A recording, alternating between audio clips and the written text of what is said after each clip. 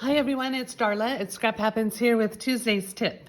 Today I want to showcase the Be My Valentine suite. This is the bundle, the stamp set and the punch. It also comes with this fun ribbon. It's the bordered ribbon in Sweet Sorbet. It comes with really cute designer paper. I don't have it all here to show you. And it comes with some really cute embellishments that I'm going to grab really quickly. Here I come to show you because they're very cute, the little flowers and the hearts. I really like them. So, but what I'm doing is every year I have a 14 Days of Love class, and this is my creation, one of my creations for that. I've typed tutorials and have them for sale so you can message me or comment. It's 14 different projects and with the complete walkthrough tutorials and photos. Anyways, this is the one that I made for that.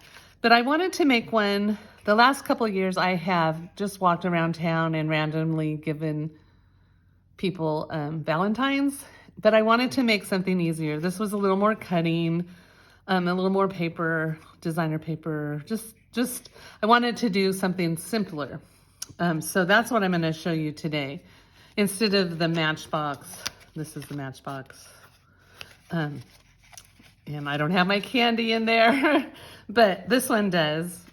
And I just, didn't do the flap over and just very simple. But it holds 2 pieces of Ghirardelli candy, Ghirardelli chocolates. So I just wanted to show you real quickly how I did that.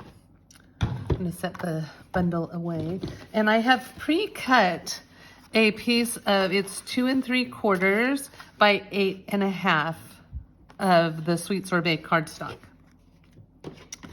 The nice thing about this is you can get 4 of these from one piece of cardstock. So if you want to give them in your child's classroom or Sunday school or just to people at church or people at your garden club or whatever, you want to do and you need to make a bunch of them, you can get 4 out of one piece of cardstock. So you can get quite a few out of a whole pack of the Sweet Sorbet.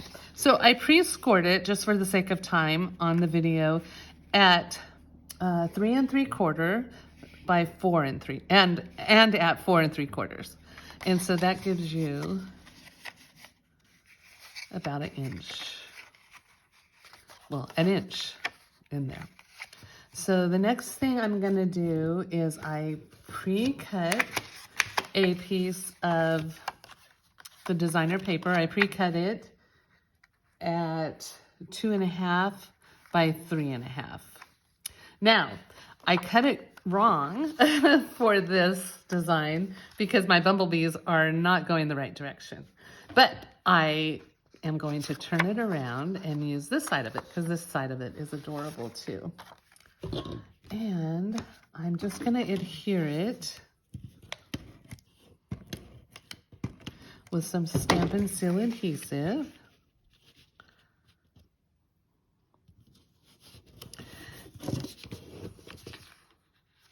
And then I'm going to put the flaps together and just grab a hole punch, and you just want to punch 1 hole. Okay. Next, I have a couple pieces of Ghirardelli chocolate and some glue dots, and I'm just going to add them to the inside. Oh, I broke the candy. Don't push so hard, Darla. And then I'm going to add glue dots to the second one.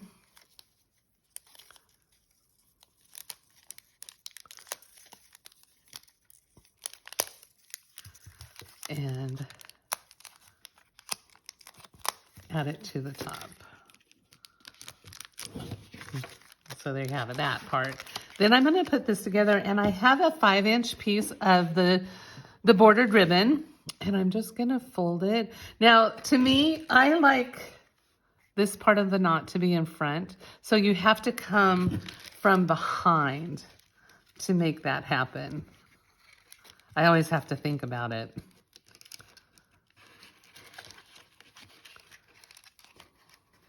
And I probably could have used a 6-inch piece. Oh no, this works. But if you want it longer, just go, you know, add a little. And I'm gonna trim it up. My hands are shaking. Why? Too much caffeine, I guess, this morning. Okay, the next thing I'm gonna do, excuse me, I've had a cold. I'm better now, but I still have that cough and just that yucky feeling inside. So I have from the stamp set, I just wanted to say Happy Valentine's Day. I'm not going to say that you'll always be the one for me because my husband is that guy. And I'm not going to give that out to random people, but I will say Happy Valentine's Day. And I'm going to pre-punch a hexagon using my Heartfelt Hexagon punch. And then I am going to use my Memento black ink. And I'm going to stamp Happy Valentine's Day. And I'm stamping it. Oh, let me get my mat. Here, I'm stamping it off to the side because I want to add a bumblebee. So the next thing I'm going to do, excuse me, and I should have had this done ahead of time. I'm sorry I didn't pre-fussy cut. So I'm going to fussy cut a bumblebee out. I'm gonna, you can cut the flower, or you don't have to include the flower, but I like the flower. It's a nice, cute little touch. You can also cut the other, the standing up one. That's a little bit easier to fussy cut. Let's see if I'm in view here. I have a bad habit of getting out of view. And let me tell you, I hear about it. So I know that I do it. But I'm working really hard to stop doing that. I used to hate fussy cutting, but now I kind of like it. Now it's something that like I can do and watch TV. My husband's really into watching the, what's it called? Highway Through Hell. It's a tow truck driving show that he just discovered. I know it's been on for years, but he's not a huge TV watcher, but in the wintertime, he kind of watches more TV. Anyway, he really loves that show. So, and it's not something that I have to concentrate on, so I can fussy cut or do other things while I watch it with him.